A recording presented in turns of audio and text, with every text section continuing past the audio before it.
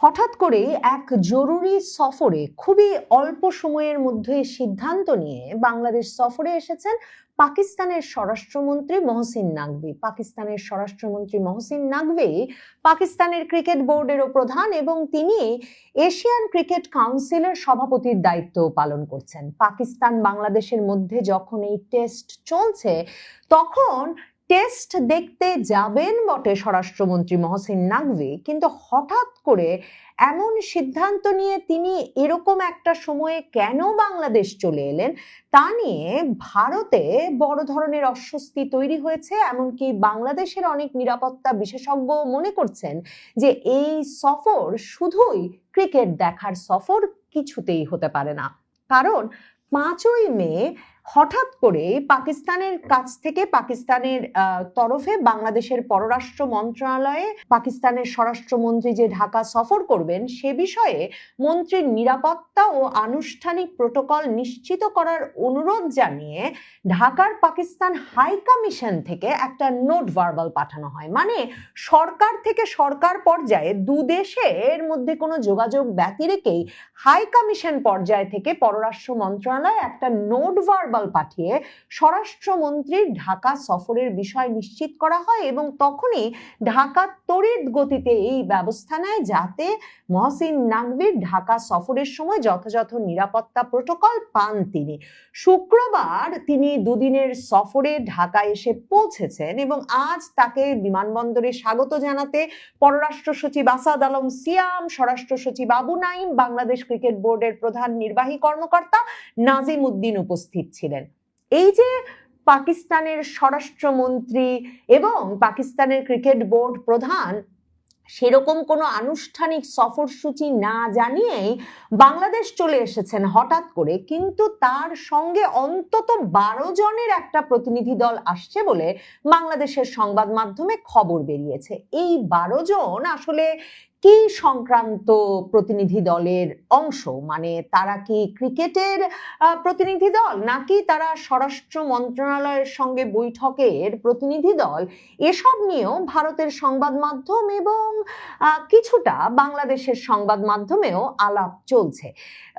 এই যে প্রতিনিধি দল নিয়ে তিনি এসেছেন, অথচ এমনকি বাংলাদেশ ক্রিকেট বোর্ডের এখন যিনি প্রধান তামিম ইকবাল, তার সঙ্গেও তার কোনো আনুষ্ঠানিক বৈঠকের কথা স্থির নাই। তবে ধারণা করা হচ্ছে তিনি নিশ্চিতভাবেই বাংলাদেশ ক্রিকেট বোর্ডের প্রধান তামিম ইকবালের সঙ্গে একটা সাক্ষাৎ করবেন। কিন্তু ইত্তেফাক পত্রিকা খবর দিচ্ছে যে এই যে দুদিনের সফরে ঢাকায় আসছেন পাকিস্তানের স্বরাষ্ট্রমন্ত্রী, তার মূল উদ্দেশ্য হচ্ছে তিনি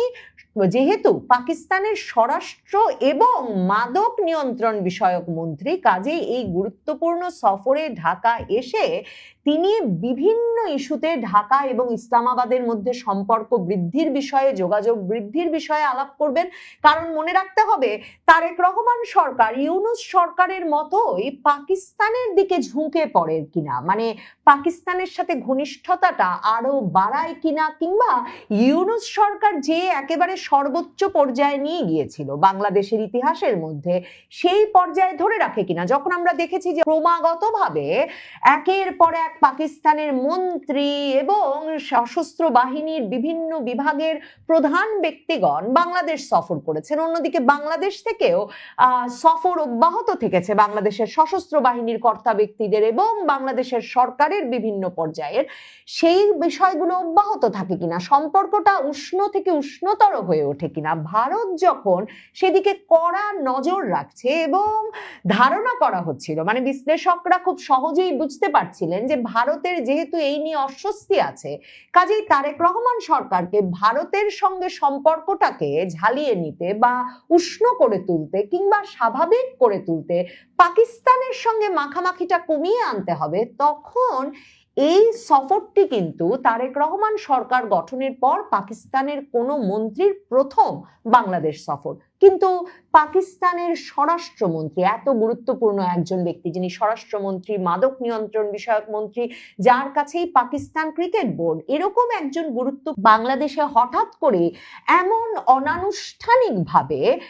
মানে একটা নোট ভার্বাল দিয়ে হঠাৎ করে কেন চলে এলেন 10-12 জনের প্রতিনিধি দল নিয়ে, সেই নিয়ে কিন্তু কৌতূহল এবং অস্বস্তি আছে ভারতে, বিশেষ করে যখন ভারতে মানে বাংলাদেশ ভারত সীমান্তে পাকিস্তানের সামরিক গোয়েন্দা সংস্থা আইএসআই এর তৎপরতা অত্যন্ত বৃদ্ধি পেয়েছে ইউনূস আমলে। এই নিয়ে ভারতের সংবাদ মাধ্যমে খবর প্রকাশিত হয়েছে বারবার ভারতের গোয়েন্দা সংস্থাগুলোর সূত্রে যে ভারত বাংলাদেশ সীমান্ত জুড়ে পাকিস্তানের লস্কর-ই তৈয়বা, জৈশ-ই মোহাম্মদ এসব সংগঠনের তৎপরতা বেড়েছে, প্রশিক্ষণ শিবির বেড়েছে এবং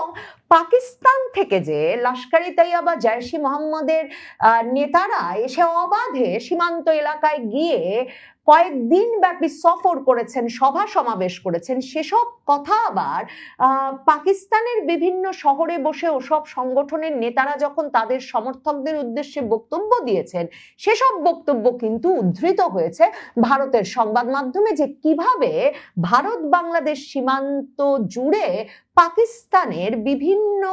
সশস্ত্র সংগঠনগুলো তাদের ঘাঁটি গেড়ে বসছে। এমনকি ভারতের সংবাদ মাধ্যমে দিল্লির হামলার পর এই সন্দেহ প্রকাশ করা হয়েছিল যে পাকিস্তানের সংগঠনগুলো শুধু জেকে বসেছে তাই না, বাংলাদেশ সরকারের অত্যন্ত উচ্চ পদে আসীন সরকারি কর্মকর্তাদের কেউ কেউ এমনকি অনলাইনে বসে ঢাকার কেন্দ্রস্থলে বসে লস্কর-ই তৈয়বার সঙ্গে বৈঠক করছেন। এসব খবরও কিন্তু তখন ভারতের সংবাদ মাধ্যমে বেরিয়ে এসেছিল। কাজেই বলা হচ্ছিল বা বিশ্লেষকরা বলছিলেন, বিভিন্ন সূত্র থেকে জানা যাচ্ছিল ভারত সরকারের সঙ্গে লন্ডনে বসে তারেক রহমানের যে আলাপ হয়েছিল বাংলাদেশে ফেরবার আগে, সেখানে তাকে যে শর্তগুলো দেওয়া হয়েছিল তার মধ্যে অত্যন্ত গুরুত্বপূর্ণ শর্ত ছিল যে তিনি পাকিস্তানের গোয়েন্দা সংস্থা, পাকিস্তানের সশস্ত্র সংগঠনগুলোর যেসব তৎপরতা ভারত বাংলাদেশ সীমান্তে শুরু হয়েছে সেগুলো থামাতে সক্রিয় ভূমিকা রাখবেন সরকার গঠনের পরপরই। আর এখন যিনি বাংলাদেশের পররাষ্ট্রমন্ত্রী, ইউনূস আমলের জাতীয় নিরাপত্তা উপদেষ্টা খলিলুর রহমানকে ডেকে কিন্তু 2025-এর নভেম্বরে ভারতের নিরাপত্তা উপদেষ্টা অজিত দোভাল অন্তত 12টি এরকম ঘাঁটির স্যাটেলাইট ছবি হাতে তুলে দিয়েছিলেন এবং শর্ত ছিল, অনুরোধ ছিল, আহ্বান ছিল নির্বাচিত সরকার গঠিত হওয়ার পর ভারতের সাথে সম্পর্ক স্বাভাবিক করতে এই ঘাঁটিগুলো বন্ধ করবে বাংলাদেশ সরকার। অথচ বাংলাদেশের সঙ্গে ভারতের সম্পর্কটা স্বাভাবিক হওয়ার যখন কোনো লক্ষণ দেখা যাচ্ছে না, মানে যেই উষ্ণতা